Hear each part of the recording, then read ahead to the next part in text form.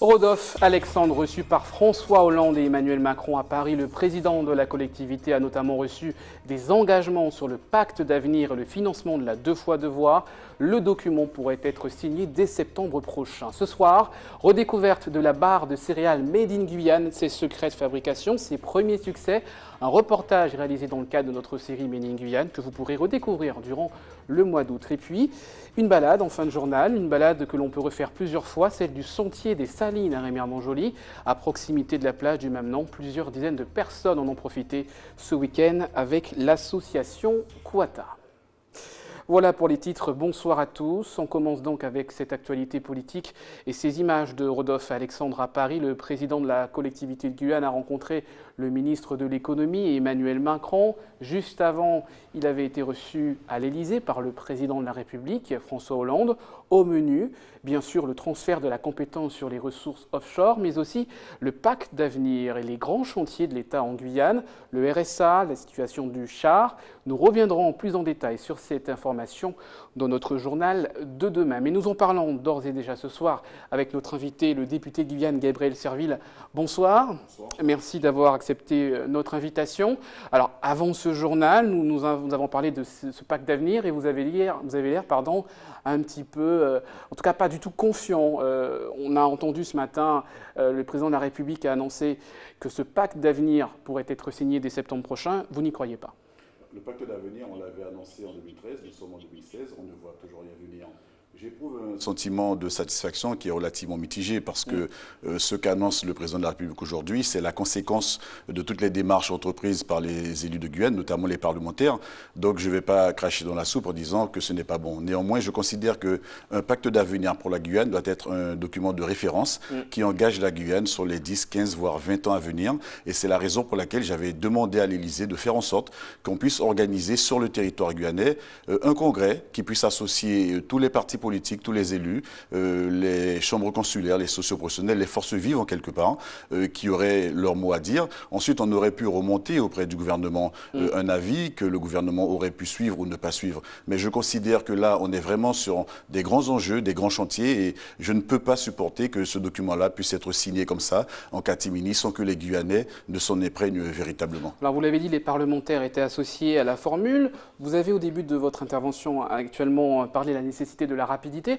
Est-ce que ces nouvelles consultations n'auraient pas ralenti ce processus ? Alors, il faut savoir ce qu'on veut. Est-ce qu'on veut vraiment un pacte d'avenir qui engage durablement l'avenir de la Guyane? Auquel cas, il faudrait se donner un petit peu plus de temps. Alors, on a compris que l'imminence des élections de 2017 a fait que le président, le gouvernement ont voulu aller vite. Mais je considère que depuis le temps que la Guyane est en train de souffrir, elle méritait effectivement que dans ce cas d'espèce, le gouvernement prenne le temps d'écouter les élus, d'écouter la population, d'écouter les forces vives. Et aujourd'hui, j'ai l'impression qu'on a établi des priorités, mais qui ne sont pas nécessairement les priorités de la Guyane. Ce n'est pas forcément les priorités qu'attendent les Guyanais. Alors, en deuxième pont, pour Cayenne, une 2x2 voies, pour vous, ce ne sont pas des infrastructures qui sont des priorités pour la Guyane. Vous voyez quoi comme priorité ? C'est peut-être nécessaire, mais lorsqu'on me dit que pour les 10 ans à venir, il faudra construire 10 lycées professionnels, 13 collèges, qu'il faudra construire des centres de santé, regarder l'état du char. Depuis un petit moment qu'on en parle, on n'arrête pas de solliciter la ministre de la Santé. Ce sont des sujets qui sont très prégnants et vis-à-vis desquels on tarde à avoir les bonnes réponses. Alors aujourd'hui, peut-être qu'on va nous présenter un document qu'on va appeler Pacte d'avenir et qui sera une espèce de compilation de tout ce que l'État aurait dû déjà faire depuis de très nombreuses années en Guyane et qui n'a pas été fait. Excusez-moi de vous interrompre, est-ce que vous n'attendez pas trop de ce pacte d'avenir? On se rappelle que c'était une annonce du président de la République pour rattraper le retard structurel de la Guyane. Donc on voit évidemment les grands travaux. Vous parliez de l'hôpital, vous parliez d'autres choses, c'est des choses de fonctionnement quotidien de l'État. Est-ce qu'on n'en demande pas trop au pacte d'avenir? Je ne demande pas trop à l'État, je ne demande pas trop au pacte d'avenir, je demande à l'État simplement qu'il soit en capacité d'assumer ses responsabilités.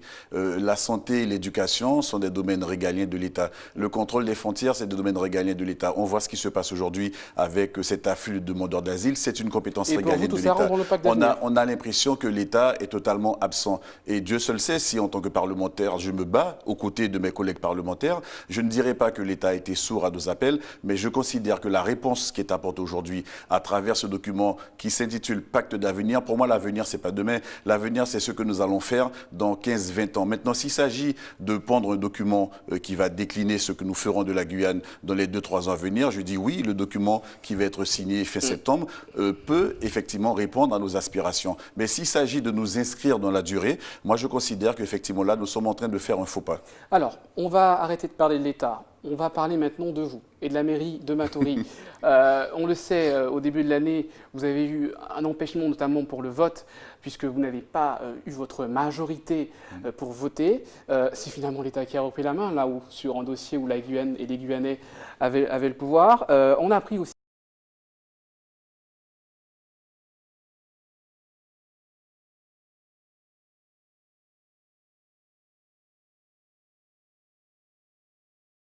Ma réaction est une réaction de pleine satisfaction parce que dans son rapport, la CRC, en quelque part, donne raison à la gestion que j'ai mise en place depuis que je suis arrivé, depuis 2 ans que nous sommes là. C'était une gestion empreinte de rigueur, de fermeté. J'ai expliqué qu'on ne peut pas dépenser 150 € lorsqu'on n'a que 100 € en caisse. Donc il fallait établir des priorités, c'est ce que nous avons fait, sur la sécurité des Matoriens, sur la prise en compte des besoins de nos enfants dans les écoles. On a aussi fait le pari de payer la dette qu'on avait vis-à-vis des pompiers, 1 400 000 €. Ce n'est quand même pas rien parce que lorsque les pompiers n'ont pas la trésorerie nécessaire, c'est la sécurité de tous les Guyanais qui est mise en danger. Et donc, on a dû faire des choix. On ne pouvait pas tout faire en même temps. C'est la première fois, je crois, que la CRC reconnaît que les comptes de Matoury sont équilibrés. La CRC reconnaît qu'il y a une progression. Bien sûr, le préfet auquel la majorité a donné la main pour l'année 2016 va devoir arrêter le budget pour ce qui reste de l'année 2016. J'espère bien évidemment qu'à partir de 2017, tout le monde aura compris la leçon et qu'on va s'engager sur la voie de la responsabilité. En quelques mots, cet avis, vous pensez que c'est un outil pour vous pour convaincre vos anciens alliés ? Je crois que c'est un outil qui va convaincre à la fois les élus qui doivent m'accompagner, mais également la population, parce que souvent, lorsque c'est le maire qui le dit, la population ou certaines personnes de la population ont du mal à comprendre. Aujourd'hui, c'est l'autorité suprême, c'est l'espèce de policier des finances, des collectivités qui émet un avis. Je vais l'utiliser pour expliquer à la population ce que nous avons fait, pourquoi on n'a pas réussi à faire certaines choses, mais on a trouvé une situation financière, budgétaire qui était telle qu'on ne pouvait pas tout faire en même temps. Il fallait procéder avec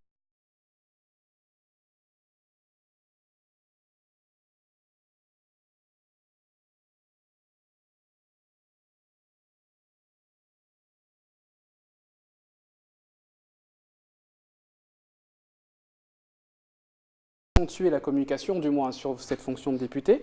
Une grande question, celle du pont de l'Oyapock, on annonce son ouverture prochain. Là encore, votre réaction ?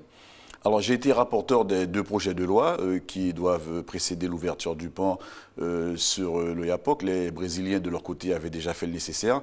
Il s'agit d'un projet de loi porté par le gouvernement qui organise les transactions, la circulation des biens et des marchandises de part et d'autre du fleuve. Et l'autre projet de loi qui concerne l'exemption fiscale sur des biens de subsistance pour les habitants qui habitent à Saint-Georges de l'Oyapock et du côté brésilien. Ça avance. Donc ces 2 projets de loi ont été adoptés par l'Assemblée nationale. Ça avait déjà été fait par le Sénat. Donc là, tout est nominal pour qu'on puisse sereinement envisager l'ouverture du pont. En tout cas, le gouvernement a annoncé, mais pas encore de manière officielle, que cette inauguration pourrait se faire avant la fin de l'année, avant la fin du mois de novembre. On peut espérer qu'ils soient en capacité de tenir ces promesses. Pardon, vous êtes plus optimiste sur ce sujet que sur le pacte d'avenir, par exemple ? Je vous dirais sincèrement que le pont, il existe. Bon, bien sûr, comme il a été livré en 2011 et pas utilisé, il est un petit peu vieilli sur lui-même, donc il faudra le rafistoler, il faudra lui faire une nouvelle jeunesse, mais on connaît son existence. Côté français, poste de police, poste de douane, tout est nominal. Les Brésiliens ont pris du retard, mais on connaît leur capacité en termes de bâtiments, travaux publics. Ils vont faire le nécessaire rapidement. Donc on peut espérer valablement que ce pont ouvre avant la fin de l'année 2016. Maintenant, une question. Répondez par oui ou par non. Est-ce que vous serez candidat en tant que député pour les prochaines élections législatives ? Je serai candidat. Merci Gabriel Serville. On va, avant de vous quitter, rebondir sur une autre actualité tragique cette fois qui a touché un policier d'origine guyanaise à Paris. On a appris donc son suicide. Monsieur le député, vous avez posé une question au gouvernement, notamment sur la situation des fonctionnaires outre-mer, une question à laquelle vous n'avez pas eu de réponse. Là encore, votre réaction, mais surtout, que peut-on faire pour améliorer les conditions de vie des fonctionnaires outre-mer, notamment des policiers qui vivent notamment dans la région parisienne? C'est souvent que nous sommes effectivement interpellés par des fonctionnaires qui résident en France hexagonale et qui n'arrivent pas à retourner chez eux. Nous avons à l'Assemblée nationale étudié les nouvelles modalités sur lesquelles on va définir ce que sont les intérêts matériels et moraux qui permettraient de prendre en considération un certain nombre de paramètres de manière à répondre favorablement à ces originaires d'outre-mer qui demandent au bout d'un certain nombre d'années à rentrer chez eux parce que par moments ils ont l'impression d'être victimes d'injustice. Et on connaît les conséquences d'ordre psychologique que cela entraîne auprès de ces agents. Je crois que ce policier, sans trop rentrer dans le détail, a dû vivre ce que d'autres ont vécu avant lui. J'avais posé une question au ministère de l'Intérieur, laquelle question est restée à ce jour sans réponse. Nous allons relancer le ministère parce que vous savez, le rôle du parlementaire, sa seule arme, c'est la force de la parole, c'est de parlementer, c'est de répéter, c'est de questionner sans cesse. Donc nous allons à nouveau relancer cette question en espérant qu'un jour, ils finiront par comprendre. Merci beaucoup Gabriel Serville, député de Guyane, maire de Matoury, d'avoir accepté notre invitation ce soir. Et on reparle dans ce journal du droit de retrait de quelques employés de la régie de transport communautaire exercée depuis 36 jours. La question aujourd'hui, y a-t-il un impact pour les usagers des bus de l'agglo? La réponse avec l'un des employés qui est donc en droit de retrait. Par rapport à tout ce qu'on a demandé en négociation auprès de l'agglo, rien n'a été retenu. Jusqu'à maintenant, rien n'a été acté. Bon, il y a des trucs qui ont été retenus verbalement, mais rien sur l'écrit. Et en ce qui concerne la situation au sein de l'entreprise, vous voyez, il y a des bus qui sont garés à l'intérieur. Donc là, pour le moment, on a un minimum sur le réseau qui fonctionne. Donc nous sommes là, on maintient toujours notre droit de retrait. Nous, on n'a pas de remontée des usagers jusqu'à aujourd'hui. Donc nous, personnellement, nous savons qu'au niveau des usagers, que ça doit causer sûrement un contrainte. Mais bon, il faut savoir que ce n'est pas de notre faute. Il suffit de voir exactement ce qu'il en est au niveau de la direction. Donc moi, je pense que si la direction prenait leurs responsabilités, on ne serait pas là aujourd'hui. Durant ce mois d'août, nous vous proposerons de revoir notre série de reportages sur le Made in Guyane. Ce soir, retour sur Boost In, une barre de céréales nutritionnelles entièrement fabriquée en Guyane. Elle avait rencontré un franc succès lors de son lancement dans plusieurs boulangeries. Regardez, c'est un reportage de Maxime de la Houplière. Au délice du Mont-Saint-Martin, on annonce tout de suite la couleur. La boulangerie fait des boostines, la barre de céréales Made in Guyane.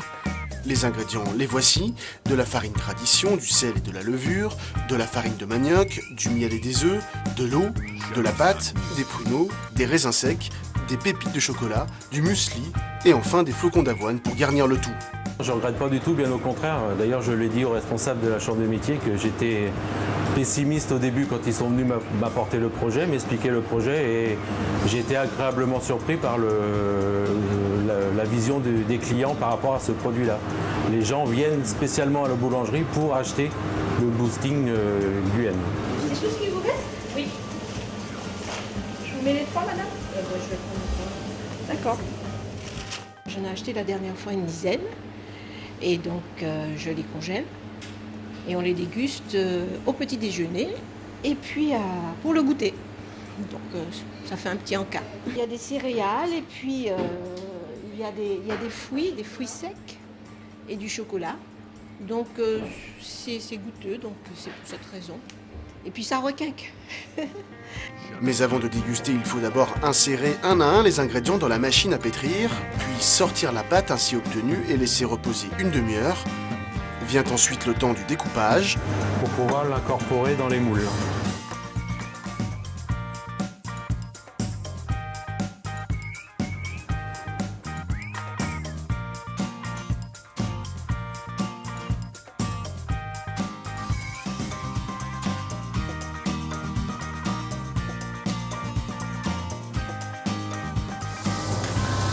Et on les met au four.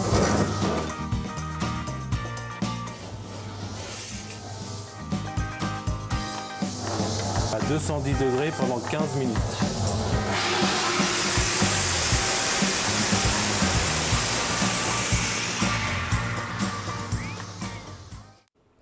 Tout Tout autre chose maintenant avec cette étrange proposition de certains pharmaciens qui souhaitaient faire jouer leur clause de conscience pour ne pas délivrer des pilules contraceptives, notamment des pilules d'urgence. Une consultation avait même été lancée au sein de la profession au niveau national. Eh bien, la présidente de l'Ordre des pharmaciens a coupé court à cette action. Écoutez les précisions d'un pharmacien de Guyane interrogé par Ayo Delegerma. Cette clause de conscience aurait eu pour effet de permettre à un pharmacien de refuser la délivrance d'un médicament selon sa conscience. Et il était question de la rajouter au code de déontologie. L'utilité, il y en a, à mon avis personnel, aucune. De plus, on peut rappeler que le Conseil de l'Ordre va suspendre cette mise en pratique de clause de conscience, donc il n'en a jamais été question véritablement. Ensuite, concernant cette clause de conscience, elle a été effectivement évoquée pour 2 cas, la contraception d'urgence et la délivrance de médicaments permettant l'euthanasie. Alors, pour moi, c'est un faux débat, dans la mesure où l'euthanasie n'est pas légiférée en France. Il existe beaucoup d'autres moyens de contraception, nous sommes là pour les présenter et non pas refuser de leur délivrer un contraceptif d'urgence. Personnellement, je trouve qu'il peut être très dangereux d'allier l'idéologie à la délivrance d'un médicament. Les premiers à s'être levés contre cette clause de conscience sont les pharmaciens qui ont commencé à émettre qui ont fait des pétitions. Et en moins de 48 heures, vous avez eu plus de 10 000 signatures. Donc c'est pour vous dire que les pharmaciens sont bien mobilisés. On va s'intéresser maintenant à la protection solaire indispensable pour les baigneurs et pour les gens qui vont donc se baigner sur les plages. Quelle protection choisir ? Toutes les personnes doivent-ils en utiliser ? Voyez ce reportage sur les plages de Martinique. Plus de 32 degrés et des UV en action. Ces 2 amies veulent profiter des rayons du soleil pour bronzer en toute tranquillité et limiter les dégâts sur leur peau. Elles sont équipées. Spray et crème solaire sont indispensables. Protection solaire, l'indice le plus élevé d'abord. Et au fur et à mesure que j'ai bien bronzé, je diminue l'indice. Je prends du 30 ou du 15. Je fais très attention à ma peau quand je viens à la plage. Je me protège quand j'arrive, avant de partir à la plage et quand j'arrive à la plage. Et ensuite plusieurs fois dans la journée. Si on a l'indice qu'il faut, si on a les protections qu'il faut, non, ça ne gâche pas du tout les vacances. Dans cette pharmacie, les ventes d'écrans solaires sont en hausse depuis le mois de juillet. Donc là, vous avez un indice 50, c'est la protection maximum qu'on puisse vous proposer. Un achat nécessaire selon cette mère de famille. Je sais qu'avec la peau que j'ai, c'est un indice fort, donc le choix c'est 50 pour moi. On retrouve ici plus de 50 références. Crème, huile et baume sont les incontournables des grandes vacances. Les demandes des consommateurs sont spécifiques. Ici, les gens vont beaucoup à la plage, donc c'est normal, ils veulent une protection résistante à l'eau, un produit qui puisse tenir à l'eau. On donne le plus souvent des produits en crème, en lait, mais il y a des nouvelles textures qui apparaissent, comme les huiles par exemple, et qui peuvent avoir des avantages sur le fait que ça peut être plus ou moins gras. Les peaux sensibles ou déjà malades doivent absolument éviter l'exposition au soleil. Un meilleur indice de protection sera efficace, il atténuera l'impact des UV sur la peau. Un filtre éphémère qu'il faut renouveler toutes les 2 heures environ. Spécialement aux gens qui ont la peau claire et aux enfants, c'est utiliser des indices de protection élevés, mettre 2 couches de crème à 5 minutes d'intervalle de façon à avoir bien saturé la surface de la peau et penser à en remettre de temps en temps. Maintenant, il faut bien insister sur le fait que même avec un écran solaire performant, et on peut dire que les écrans solaires à l'heure actuelle ne sont pas dangereux et qui sont performants, même avec un écran solaire performant qui va très certainement empêcher tout coup de soleil, votre protection n'est pas totale. Une bonne protection solaire vous coûtera un peu plus de 15 €. Les chapeaux, mais surtout les vêtements, restent les accessoires les plus performants pour vous préserver des UV et insolations. On reste sur la plage, mais celle de Sainte-Anne en Guadeloupe maintenant, où il est possible de s'initier au cerf-volant, une activité qui semble intéresser plus d'un et que propose un fabricant de cerf-volant. Vous voyez ce reportage d'Isabelle Hameau, de Karen Diamé et de Linda Kayarsi. Vacances rime avec détente, mais aussi découverte. Sur cette plage, Claude initie les vacanciers au cerf-volant. Comme moi aime cerf-volant, moi aime ça tout bonnement. Et puis c'est non seulement moi aime, mais c'est que il est convivial, il est capable de partager parce que moi rencontré des gens jeunes là, ce type là, ces adultes là, ils veulent faire voler cerf-volant, un café ils faire voler cerf-volant et pourtant c'est des gens qui sont en vacances en pays là et puis bon moi c'est plaisir moi aussi de partager ces moments là ça avec eux et puis plaisir. Première leçon de pilotage pour Gladys. À première vue, pas de difficulté majeure à se familiariser avec l'outil. Non, ça va. Faut juste être attentif pour pas que le cerf-volant parte dans les mains en fait.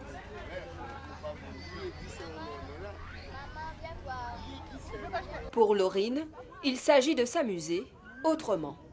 J'aime bien quand il bouge à cause du vent et voilà.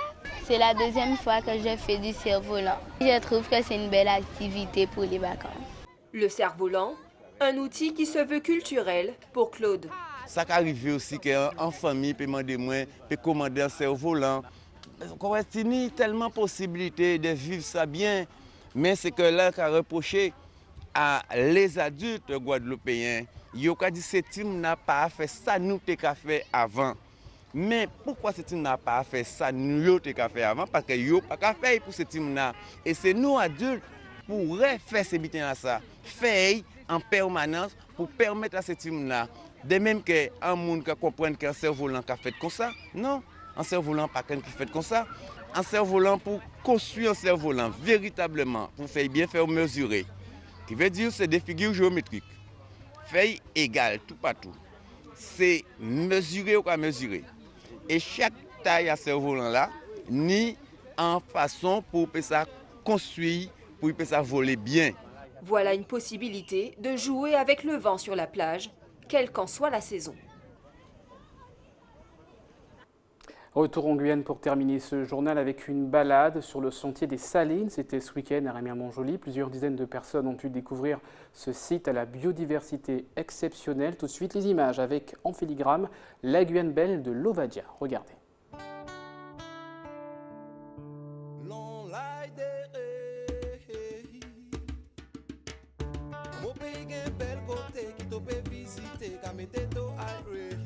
Sans même te besoin fille, même au câble de to que roule des trois coups en mer. Et si tu es pas satisfait, mon que mène to pour un bon coup de cachiri. Côté mon compatriote, indien to que te ouais qui monnie ça trop bien. La Guyane to belle, petit côté dans l'Amazonie. Même si il dit c'est la jungle, savait qu'en mucho, tout ça mon paradis. Donc, le sentier des Salines est un sentier qui fait 1500 mètres de long. Il fait de 40 à 450 mètres de large et 63 hectares, dont 39 en zones humides. Donc, le conservatoire du littoral l'a acquis en 1985 et Quata est gestionnaire depuis 2012. On peut voir en espèces végétales la plante Montjoly, la plante Tichacha, l'arbre boulet de canon, la wara, l'amandier, la rémirée, l'herbe couteau et les palétuviers beaucoup aussi. Concernant les espèces animales, on peut voir des iguanes, des caïmans noirs, des cabiailles, toutes sortes d'oiseaux comme le kikiwi, le jacana noir, les grettes neigeuses, les chauves-souris. C'est particulier parce que c'est un site naturel urbain, donc facilement accessible aux personnes qui souhaitent le visiter parce qu'il se trouve sur la commune de Rémière-Montjoly. Et en plus, il y a plusieurs milieux. Il y a la plage, le cordon dunaire et les zones humides, donc une zone d'eau libre et la mangrove. Et du coup, ça permet de pouvoir visiter et de découvrir la nature guyanaise facilement, sans avoir à faire des expéditions en pleine jungle. Voilà, je vous rappelle la principale information de ce journal. Rodolphe Alexandre reçu par François Hollande et Emmanuel Macron à Paris. Le président de la collectivité a notamment reçu des engagements sur le pacte d'avenir, le financement de la 2x2 voies. Un document qui pourrait être signé dès septembre prochain. Reportage complet demain dans votre édition du 19h. Vous avez redécouvert donc cette barre de céréales Made in Guyane, ses secrets de fabrication et ses premiers succès. Un reportage réalisé dans le cadre de notre série Made in Guyane à redécouvrir pendant tout le mois d'août. Et puis, vous venez de le voir, cette balade sur le sentier Salines à Rémière-Montjoly, à proximité de la plage du même nom. Plusieurs dizaines de personnes en ont profité ce week-end avec un guide de l'association Quata. Et puis dans ce journal, nous avons reçu le député maire Gabriel Serville, qui était notre invité donc de cette édition. Il a annoncé donc sa candidature pour les législatives de 2017 et il est revenu avec nous sur cette actualité politique et notamment le pacte d'avenir. Voilà pour l'info de ce soir sur ATV. Tout de suite, l'info nationale et internationale. Merci de votre fidélité, on se retrouve demain.